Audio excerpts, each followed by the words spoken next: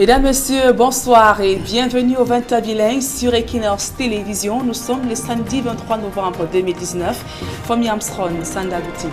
Good evening, Nadine Ambo. Good evening, ladies and gentlemen. Thanks for joining us on the 8 p.m. Bilingual newscast on Equinox Television. We are in Douala, Cameroon's economic capital, Equinox Central News Desk. In this edition of the news, the people of Bengui in the Momo division of the northwest region of Cameroon have expressed ignorance of the recommendations arrived at the major national dialogue that ended in the nation's political capital, Yaoundé. They were speaking to members of the peace sensitization caravan of the recommendations of the major national dialogue. Boostela will be telling us more in this edition of the news. And after the passage of the members of the peace and sensitization caravan of the major national dialogue in Tabikin village, the people say they are willing to go back to school and are determined to open the doors of primary schools and secondary within Tabikin village on Monday. You shall be getting them in this edition of the news.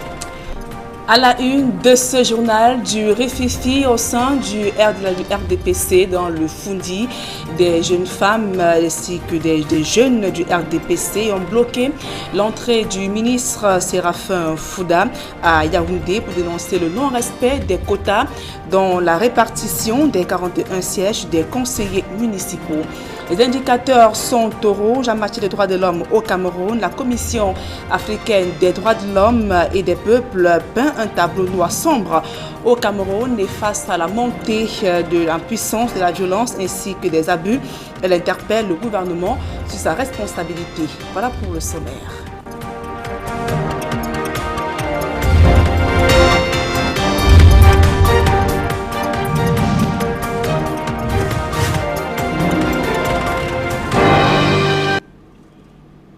Mesdames, Messieurs, une fois encore, bonsoir et merci d'honorer ce rendez-vous de l'information sur Equinox Télévision.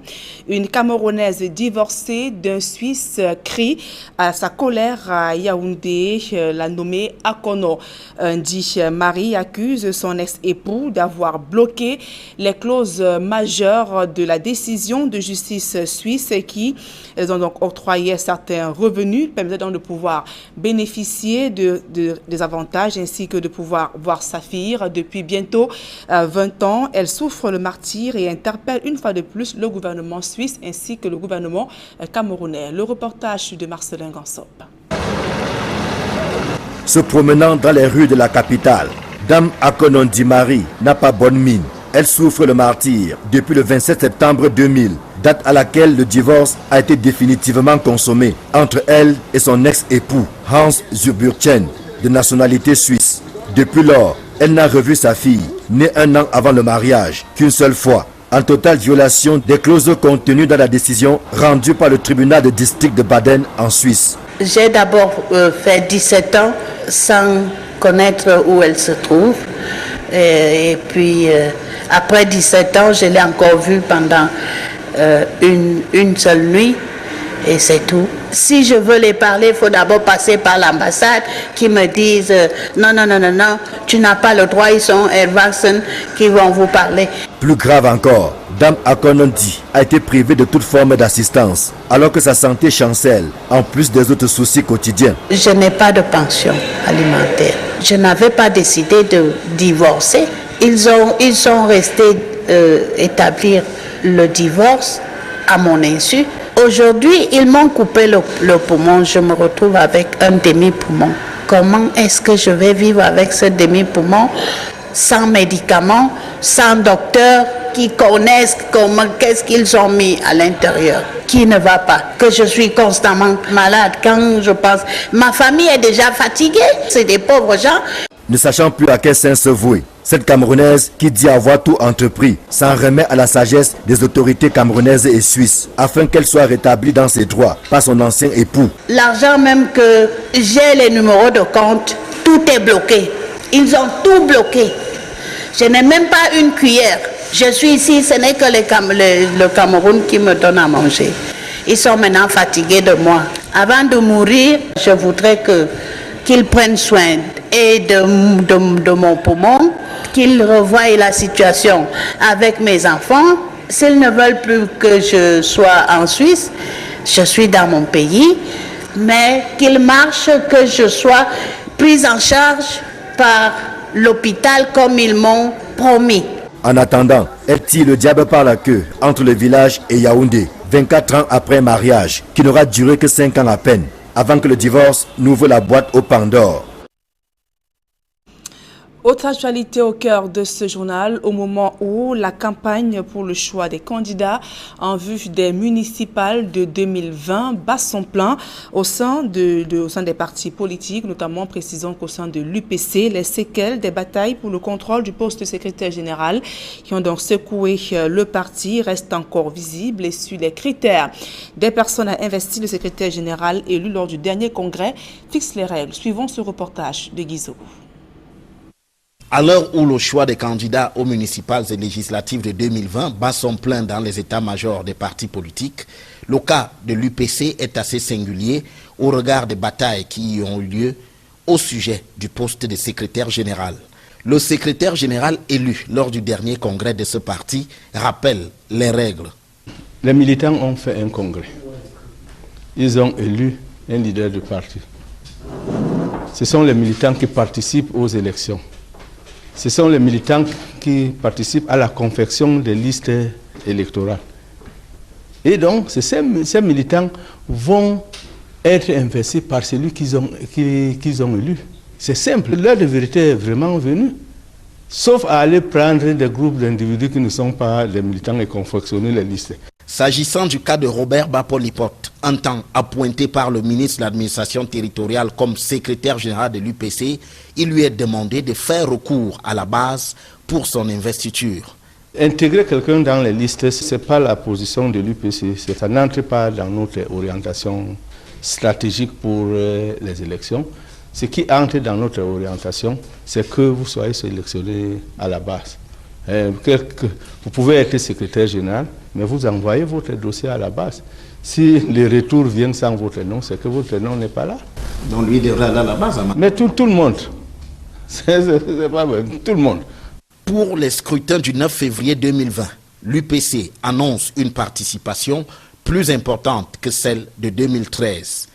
Dire que l'UPC va couvrir les 360 communes, c'est une exagération. Mais nous allons faire un effort avec nos moyens, les moyens que nous avons à notre disposition pour faire le maximum par rapport à 2013. Cela malgré les difficultés financières que ce parti rencontre. La subvention que le gouvernement octroie à tous les partis politiques a été payée depuis le 20 mai. L'UPC aujourd'hui est le seul parti politique qui n'a pas pu percevoir ces 36 millions. C'est bloqué au niveau du sommet de l'État. Au total, selon nos informations, l'UPC devrait présenter des listes dans le centre, le littoral, l'ouest, le sud-ouest, le nord-ouest, le nord et l'extrême nord. Et je vous le disais en titre, du réfifi au sein du RDPC dans le Fundi premier, des femmes ainsi que des jeunes du parti au pouvoir ont bloqué l'entrée du domicile du ministre Séraphin Fouda, en contrebas du palais des congrès de Yaoundé. Ces militants dénoncent le non-respect des quotas prévus par les jeunes et les femmes dans la répartition des 48 sièges des conseillers municipaux à Yaoundé premier. Le reportage de Marcelin Gansop. Quand les femmes se fâchent, elles ne font l'économie d'aucune force pour exprimer leur colère. Nous réclamons le 203 places qu'on nous a retiré. Ici, à l'entrée principale du palais des congrès, qui mène à la résidence du secrétaire général des services du Premier ministre, Séraphin Magua Fouda, elles font un sitting depuis les premières heures de la matinée de ce samedi. Les femmes du Fundi 1 dénoncent le non-respect du quota qui revient à la gente féminine dans la constitution de la liste consensuelle en vue des municipales. Nous avons sollicité le consensus parce que nous voulons la paix. Après le consensus, nous avons eu 5 places et au jour d'aujourd'hui, au lieu de 5 places pour les femmes, nous n'avons que 2. On a retranché 3. Nous sommes là pour un mouvement pacifique parce que ces 3 places doivent être restituées aux femmes. Malgré les 5 voix qu'on a données, on a accepté, tout s'est bien passé. Et d'où vient-il que subitement, en l'espace d'une journée, vers minuit, on retire 3 voix. Ça ne peut pas se passer comme ça. Les jeunes du Fundi 1 sont également en colère. au nom des intérêts dont ils ne maîtrisent ni les tenants et les aboutissants. Ils estiment avoir été lésés en totale violation de la circulaire du président national du RDPC. Tout s'est bien passé dès le départ. Nous avons opté pour le consensus. On a fait la répartition, on a donné 5 femmes et 5 jeunes parce que tout a été précisé hier. Et au sorti donc de cette commission, entre la commission et la résidence du ministre Séraphin, tous ces quotas ont disparu. Les 2 organes qui travaillent jour et nuit pour le parti, nous ne retrouvons rien qu'avec 2 noms dans le conseil municipal. Séraphin Magua Fouda est le patron du RDPC dans le Fundi. C'est à lui que les femmes et les jeunes qui ont été lésés dans la constitution de la liste du Fundi 1 demandent des comptes. Nous ne pointons pas de doigt, mais que la commission qui a été mise sur pied pour gérer le RDPC dans le Fundi fasse son travail, qu'il ne frustre plus les femmes. Le chef de l'État ne peut pas donner des instructions, des orientations pour le parti et les gens ne les respectent pas. A signaler que dans le Fundi 1, il y a une bataille rangée entre le maire sortant qui sollicite une nouvelle rallonge et un certain Abouna que la base porte en cœur. La hiérarchie du parti est assise sur des braises ardentes avec les frustrations qui viennent de toutes parts. 1,150 milliard de francs CFA, c'est le montant du budget 2020 de la mairie de Dibombari dans le département du Mungo. Ce budget vise donc à améliorer le quotidien des populations de cette localité qui fait face à de nombreux problèmes, notamment celui d'accès à l'eau potable, le chômage des jeunes et l'insuffisance du personnel hospitalier. Le reportage de Jacques Moulin et de Xavier Foucault. Le quotidien des populations de Dibombari dans le département du Mungo, région du littoral, est parsemé de nombreuses difficultés. Il y a le problème de l'eau. Si l'eau coulait dans l'arrondissement de Dibombari, ça devait beaucoup arranger la population. Parfois on fait 2 jours sans eau. Et vous savez que l'eau c'est la vie. C'est ça qui nous manque un peu plus. Un autre problème et pas des moindres, c'est celui lié à la délinquance juvénile, à la consommation de la drogue, causée selon les habitants par le chômage ambiant. Pour le problème d'insécurité, dans nos villages, nous vivons vraiment l'insécurité. Parce que nous avons nos enfants qui sont devenus des délinquants en prenant des drogues.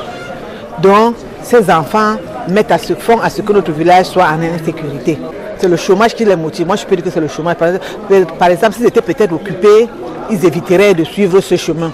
Si des hôpitaux existent, il se pose les problèmes de personnel et de certains soins à administrer aux populations. Il manque encore des infirmiers. Il faut qu'on nous affecte beaucoup des infirmiers ici. Parce que les peu d'infirmiers qu'il y a, c'est la commune qui s'occupe. La chirurgie au grand complet, comme c'était avant, on opérait les hernies ici. Et maintenant, toutes les opérations chirurgicales descendent à Douala. Toutes ces difficultés ont été évoquées lors du conseil municipal de la mairie de Dibombari tenu ce vendredi. Le préfet du Mungo qui a présidé les travaux demande au futur élu de faire assez d'efforts pour améliorer le quotidien des populations. Des efforts devront particulièrement être mis dans la fourniture en eau, la fourniture en électricité et tous les autres besoins pouvant améliorer de manière substantielle la vie des populations. Le budget 2020 de la mairie de Dibombari, équilibré en recettes et en dépenses à la somme d'1,150 milliard de francs CFA, vise à résoudre tous ces problèmes.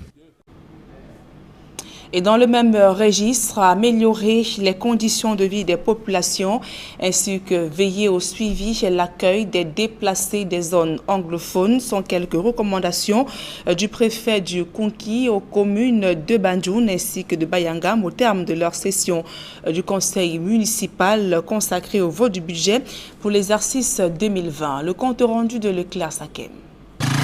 Dans la région de l'Ouest, les communes s'activent à ce jour à la tenue du conseil municipal au vote du budget pour l'exercice 2020. À Banjoun comme à Bayangam, les travaux étaient centrés sur l'examen et le vote du budget pour l'exercice 2020, mais également l'adoption des délibérations soumises au vote des conseillers présents. Pour ce qui est de la commune de Banjoun, le budget s'équilibre en recettes et en dépenses à la somme de 730 791 935 francs CFA. Il connaît une hausse de 57 275 174 francs CFA. Cette légère hausse se justifie par la prise en compte de l'enveloppe de 25 millions de francs CFA obtenue en récompense de la meilleure progression enregistrée lors du guichet Performance 2019 organisé par le PNDP. L'amélioration du cadre de vie de nos populations. Nos efforts dans la gouvernance, la transparence dans la gestion budgétaire et comptable et aussi la mise en place des procédures établies par le plan de PNDP. Pour ce qui est de la commune de Bayangam, le budget pour l'exercice 2020 se chiffre à 876 800 000 francs CFA. Ce budget réaliste a été revu à la baisse à cause de la non-tenue des engagements de certains partenaires, ce qui redéfinit la nouvelle priorité en faveur du développement de proximité. La priorité est mise sur des projets sociaux, notamment la consolidation des acquis, parce que il faut assurer la maintenance des projets déjà réalisés, davantage réhabiliter les équipements d'adduction d'eau pour avoir de l'eau potable à Bayangam, continuer à avoir cette eau potable, là c'est notre souci majeur, donc la réhabilitation des centres de santé, donc tous ces projets sociaux qui concourent à l'amélioration du bien-être de nos populations. Au sorti de ces travaux, le préfet du Conquis a prescrit quelques recommandations. La sécurité et le bien-être des populations, notamment la générosité qui doit être de mise s'agissant de la réception, mais aussi de la gestion de compatriotes qui viennent des régions du sud-ouest et du nord-ouest. Ils viennent se réfugier ici à la recherche du bien-être. Nous avons demandé qu'un travail soit fait dans le sens de les répertorier dans ces communautés, les intégrer effectivement et assurer leur sécurité. Les prochaines joutes électorales se tiendront en février 2020. Les électeurs auront le choix de renouveler leur confiance à l'exécutif actuel ou changer. Et nous restons toujours dans la région de l'Ouest Cameroun où les membres de la Commission nationale pour la promotion du bilinguisme et du multiculturalisme sont descendus sur le terrain. Le secrétaire général de cette commission, le Dr Chi Assafor, a tenu une réunion sur le travail avec les responsables de la ville, ceci en vue de trouver des locaux qui devront abriter dans les tout prochains jours les services antennes régionales de la Commission nationale pour la promotion du bilinguisme et du multiculturalisme. Nous écoutons donc cette réaction du Dr Chi Assafor au micro d'Equinox Télévision. Dans la phase de mise en œuvre de très hautes prescriptions du président de la République relative à l'accélération de la promotion du bilinguisme, du multiculturalisme et du vivre ensemble au Cameroun. Parce que suite à cette prescription formulée devant le Parlement, lors de sa prestation de serment pour le septennat en cours, le président de la République avait effectivement demandé que cette politique soit mise en œuvre de manière accélérée. Et le président de la commission pour la promotion du bilinguisme et du multiculturalisme, son Excellence Peter Mafami Moussongé, a bien voulu que cela soit inclus dans le plan d'action de la CNPB1 pour l'exercice 2019. C'est donc l'exécution des activités de mise en œuvre telles qu'elles figurent dans le plan d'action de la Commission pour 2019 que nous sommes à Bafoussam pour identifier les structures pouvant accueillir la représentation régionale de notre institution. Nous avons choisi cela comme l'une des stratégies d'accélération de la promotion du bilinguisme, du multiculturalisme et du vivre ensemble parce qu'il y a d'abord la demande de la population qui veut que notre structure soit un peu plus proche de la population. Parce que, comme vous le savez, nous sommes fondés à recevoir des requêtes venant des populations qui ont connu des discriminations basées sur la langue ou la culture. Et la suite de ce journal, c'est avec vous, Fomi Armstrong Sanda. Adiambo, good evening. Good evening, viewers. Thanks for joining us in this second segment of news in the English language. The Peace and Sensitization Caravan of the Major National Dialogue has reached Mbengui, the chief town of the Momo Division of the Northwest region of the Republic of Cameroon. Inhabitants of Mbengui, however, expressed ignorance of the recommendations of the just ended Major National Dialogue in Yaoundé. Mbustela tells us more.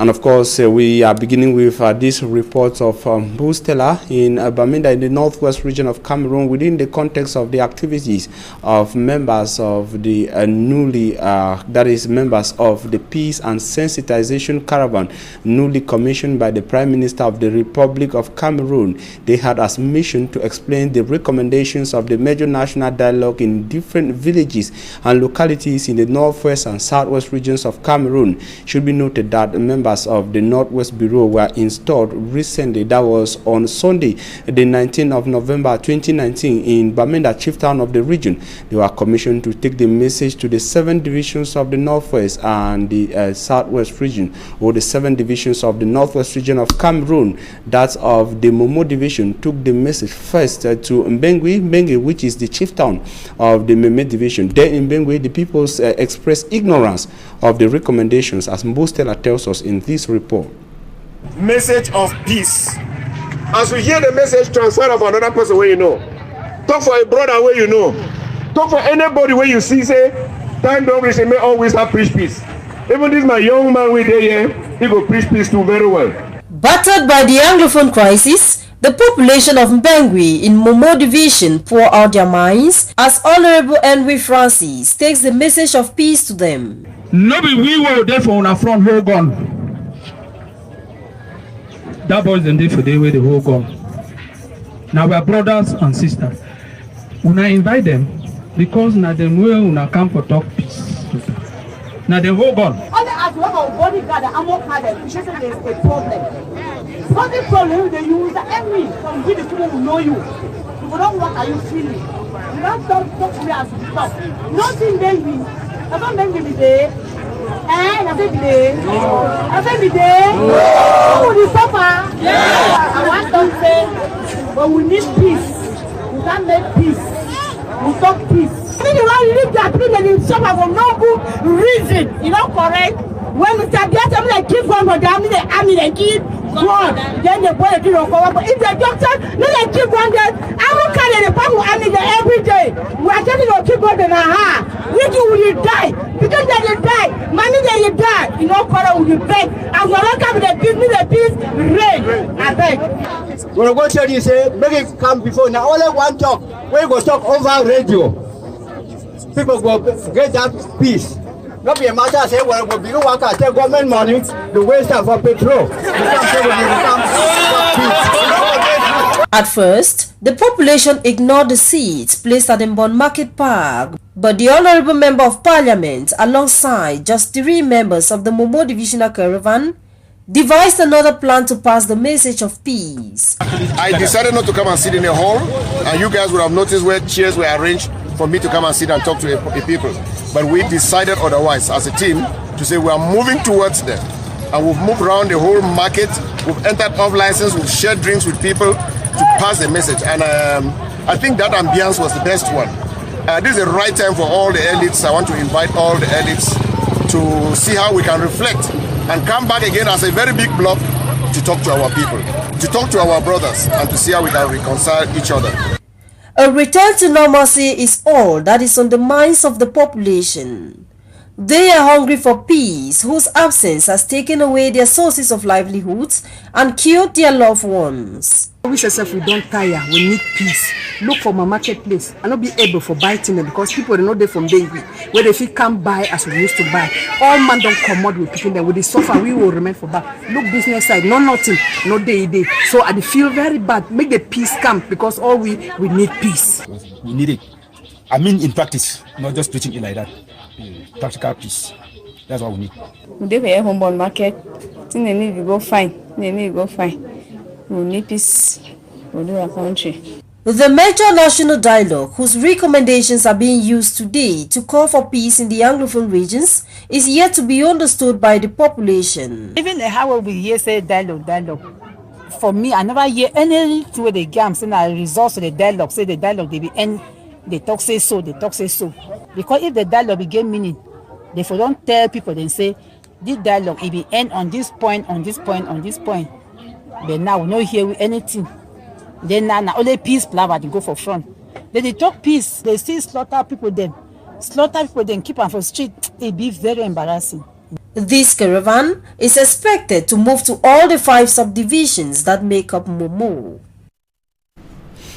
And after the passage of the divisional team of the Peace and Sensitization Caravan of the major national dialogue of the Donga Mountain Division, still of the northwest region of the Republic of Cameroon in Tabiken village, a village in this division, villagers say peace has returned to their village, and of course they are determined to resume school in their village and equally open up other infrastructure. It should equally be noted that the Peace and Sensitization Caravan of the division, just like what is happening in the Momo division, passed through Tabiken village in the Donga Mountain division on Thursday, November the 21st, 2019. And of course, on November the 21st, men and women of the village came out to clean the school premises within Tabiken village, running from primary to secondary schools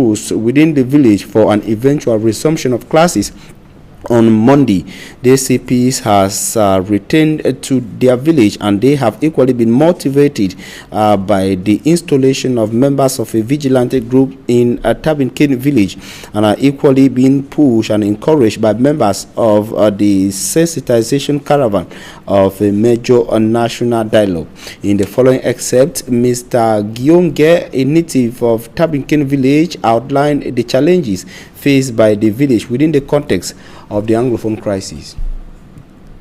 In GHS Tabiken, we have been for so long in the hiding because of the present conflict in the 2 Anglophone regions. And I think Tabiken has been so affected so that the school has been in bushes, the primary schools as well as the secondary school, this lone high school that we have here. As you can see, the people have turned out today. We have come, we are determined. There is peace in Tabiken. So I'm also calling on all my colleagues, teachers who ran away because there was insecurity, to come back home. That there is security. You can see behind me, you can see all around, we are cleaning the school campus so that schools begin effectively on Monday. I'm also calling on government to help send us teachers. We were lacking teachers for the 3 years that we've been going to school. We were lacking teachers. Now we still lack the teachers, given the present crisis. So we need government to send us more teachers so that we galvanize. Look at the youth. We have school children behind me. Some are thieves, some are pregnant, things like that. Some have gone to the bushes, some have rallied the camp of the enemy, which is because of the lack of the schooling. So we are calling on government to help us, to send us teachers. We are going to begin school. We are determined to send our children to school camp Monday. There is nothing that's going to frighten us any longer. Myself, talking here, I ran away to Bamenda. I was brought back here by Ms. Angala Gerard. And I think that any teacher who is ready to come should come. There will be security. There is no war in Tabiken any longer. It is ended. Tabiken is secured.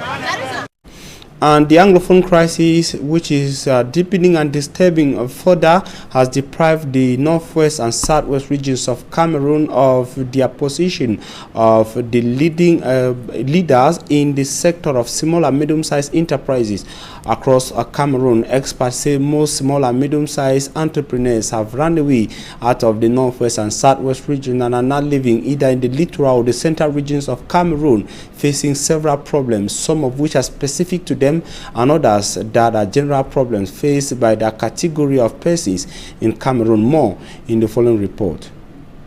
In the world of entrepreneurs and social developers, the crisis in the northwest and southwest regions of Cameroon is a negative externality that needs the intervention of the public administration to create an enabling environment for the powerful regions to come back to their leadership position in the small business and entrepreneurship sector in Cameroon. You will notice that a lot of them have transferred and they are here in Douala and Yaoundé, and you will notice that businesses are overcrowding in the littoral and central region. Why the needy population of the northwest who used to enjoy those services are there. While in Douala and Yaoundé, they, like other young entrepreneurs in the rest of Cameroon, are faced with several problems ranging from lack of capacity to taxation. Most of them have ideas, they lack the managerial skills. Most of them lack entrepreneurial mindsets. They have financial challenges to acquire, to keep finances.